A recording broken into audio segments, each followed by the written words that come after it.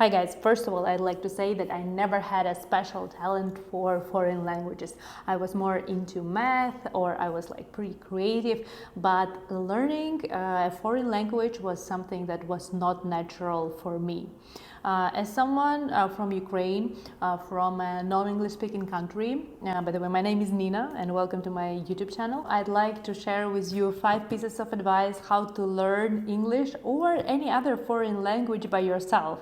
I also used these 5 approaches to learn German, some of those approaches. And right now I'm starting to learn Spanish, so I'm gonna use these tips as well. This video is for someone who doesn't feel like he has special talent for languages, also for those who don't think they can afford paying for English courses. Also for those who maybe don't have a chance to practice English with native speakers. Like for me, 15 years ago in Ukraine, I didn't have a chance to go abroad and practice English. Also, this video is for those who want to learn English not by doing some boring exercises. Also, this video is for everyone, no matter what is your current level of English. It could be basic or it could be advanced. And you, for instance, want to get a job in English or study in an English-speaking country.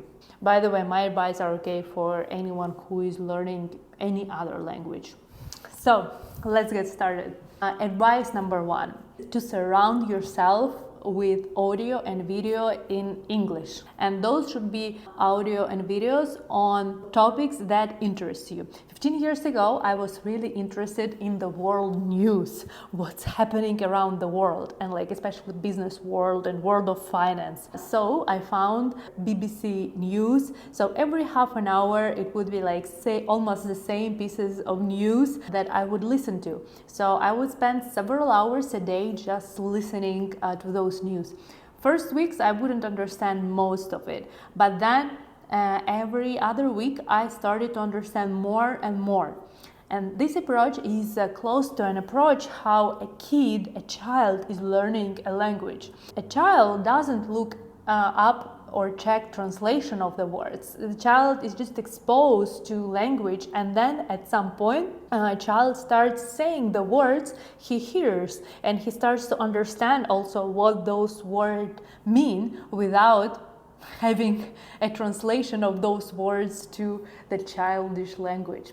Such language doesn't exist, all right? So all of us have this ability, even though we are adults. After we listen to some language for a long time, we will naturally start understanding what's in there, depending on the context, especially if that text comes together with some pictures, or if we already know roughly what is the text about. How to motivate ourselves to listen to those texts?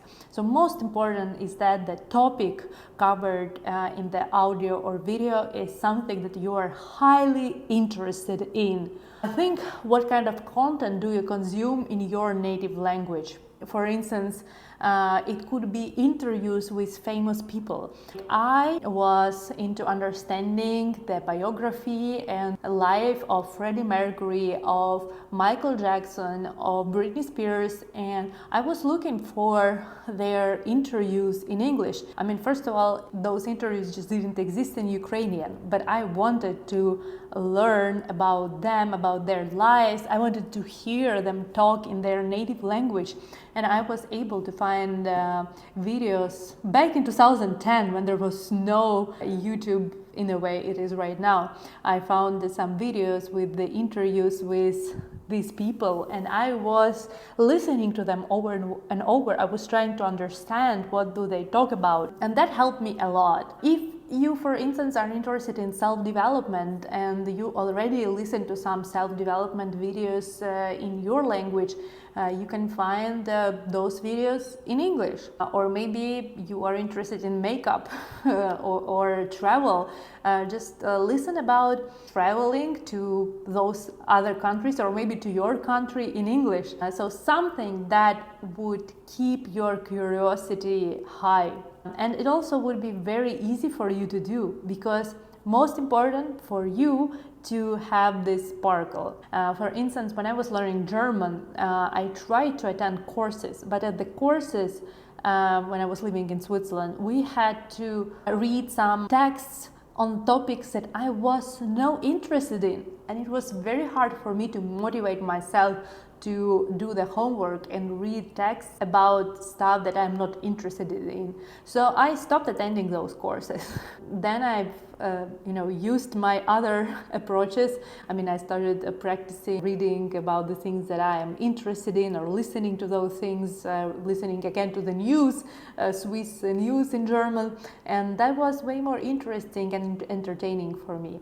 Number 2, this approach is used a lot by polyglots, learning the most used words in a language. 15 years ago, I found a book which had between 12 to 15 topics, and for every topic in English, it had the list of most used words and examples where those words are used, like multiple examples with translation or explanation. Right now, we don't need those books because we have wonderful ChatGPT. What we can do? We can ask ChatGPT to provide a list of, say, 15 topics in English. For instance, some topics would be like family and relationships or work. Then within every topic, we can ask ChatGPT to provide 30 most used words in this topic, along with translation to your native language and a simple example, a sentence where this word is being used, and a translation to your native language.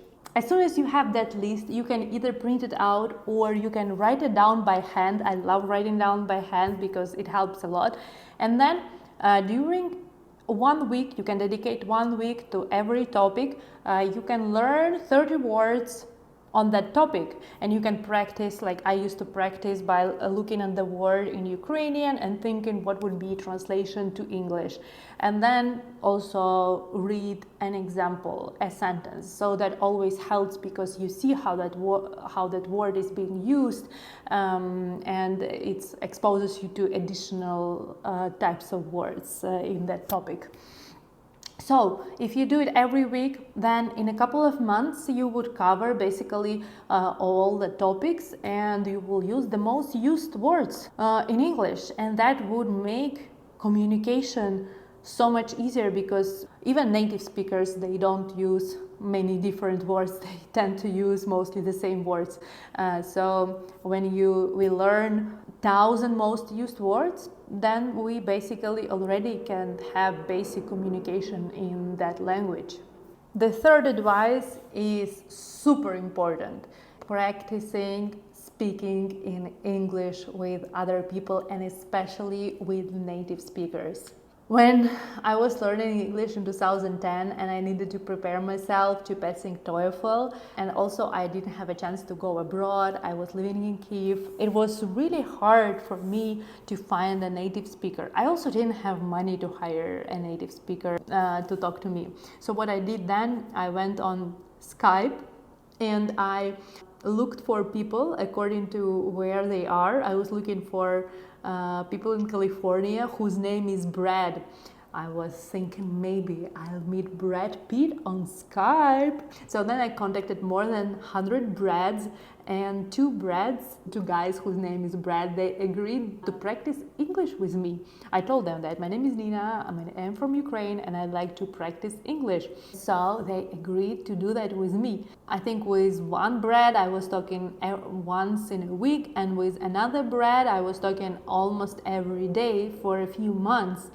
And that helped me tremendously, because in the beginning I was so unconfident. I was shy even to look into camera, into his eyes. I was very much afraid to do mistakes. The way children are being taught in Ukraine is that it's very bad to do a mistake. I was always punished for doing mistakes. When Ukrainians try to talk in foreign language, it often can be that they are afraid to say something wrong. So I was super stressed and was afraid to do mistakes. And this is so wrong. I don't know how it is in your country. Please write down where are you from and whether you have such thing that you are afraid to do a mistake if you talk if you try talking in English. So what is super important is not to be afraid to do mistakes, and it's okay, and people will understand you. And moreover, people would even appreciate you trying to talk in their language, either English or any other foreign language. So right now, how can you find people to practice to? So right now there is a chat roulette, for instance, a video chat where you can immediately start practicing your English with a random person around the world. Also, there are websites like Tandem where someone is maybe learning your native language and you are learning English, so you can do a language exchange, video communications, where half an hour you talk in your language, half an hour you talk in English. I'm sure there are other apps and resources where people can practice their language for free, practice English. Please write down below those websites and apps that you are aware of. I would be highly appreciating that. Advice number 4. I always used to like to write to-do lists, and I used to write them in my language, in Ukrainian. So when I wanted to learn English, then I thought that why don't I start writing to-do lists, things that I want to do throughout the day or week in English. And that was amazing because I immediately learned the words that are a part of my daily life. So later on, when I practiced my English with others, it was very easy for me to tell them what I did during the day or during the week, because I already looked up those words and wrote them down in my to-do list, and I was looking at that to-do list multiple times a day, and therefore I remembered what are those things. In the beginning, when you don't know those words very well yet, you can add translations of those things to your native language, and then later on you will know those songs, those words by heart, and it would be very easy for you to talk to others and to tell them what have you been doing. So to-do list in English. Another trick is to change your phone layover, like interface, to English or to a language that you are learning. So consider that as well. And now advice number 5. It is for those who like writing. I don't know which era are you from. I am coming from the era where I used to write a lot and I like writing. And also this advice is for those who want to really get to advanced level in English or in another foreign language.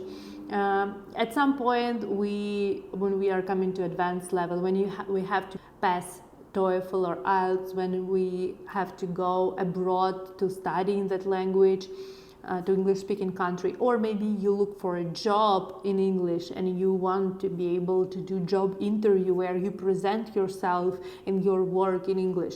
It's very important that you are very natural in saying certain phrases about you in English. And for that, it's very useful to write down those things, because when you write down most important things about yourself, you have a chance then to look at that and to learn that. One thing that is very important is being able to present yourself in English confidently and not to look for words, because if you have an interview and you present yourself and you look for words when you are presenting yourself, that doesn't make you look confident, you know what I mean? So please consider writing down the most important things. You can also write down how to write professional emails in English. I think this is very important quality, by the way, knowing how to write professional emails in English, because when you have professional exchange in your home language, like for instance in Ukrainian, some things that sound professionally in Ukrainian, if you translate them word to word to English, they wouldn't sound naturally professional. They would sound weird. And right now, wow, we can use ChatGPT for that. Like really, this is very useful. So if you have professional exchanges in English, write down an email and check with ChatGPT whether that formulation is professionally okay and professionally appropriate. And also maybe write down to yourself a set of most appropriate phrases in English, so that later on when you have live conversations, you are using those standard, nicely sounding phrases in English. So these were my 5 pieces of advice how to learn English or any foreign language. I hope they were useful for you. If you have your own tips, please write down below. Also write down what language are you learning. Are you learning English or any other language? And what approaches and tips worked for you the best. Thank you so much for watching my YouTube channel.